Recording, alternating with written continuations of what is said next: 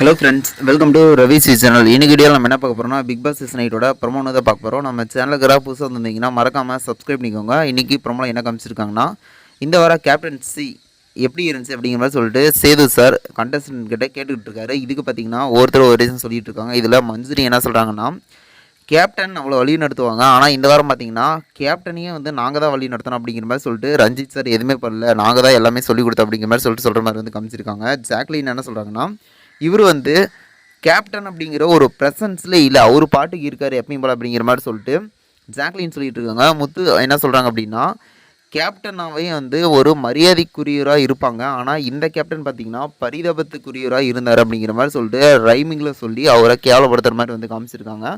இவர் பார்த்திங்கன்னா ரொம்ப அப்செட்டில் இருக்கார். அதுக்கப்புறம் பார்த்திங்கன்னா இவர் அன்பானவர், அறிவானவர், பாசமானவர், அந்த தாண்டி சௌந்தர்யாவை வாயை தைக்கணும் அப்படின்னு சொல்லிட்டு இந்த கோவமெல்லாம் ஏன் நீங்கள் கொண்டு வரல அப்படிங்கிற மாதிரி சொல்லிட்டு ஏன் இப்படி சைலண்ட்டாகவே இருந்தீங்க அப்படின்னு சொல்லிட்டு சேதுபதி சார் ரஞ்சித் சாரை கேட்குற மாதிரி வந்து காமிச்சிருக்காங்க. செம்ம ட்விஸ்ட்டாக போயிட்டுருக்கு. இதனால் வந்து இவருக்கு ஏதாவது ட்ராபேக் ஆகுமான்னு தெரியல. வெயிட் பண்ணி பார்ப்போம் என்ன நடக்கும் அப்படின்ட்டு.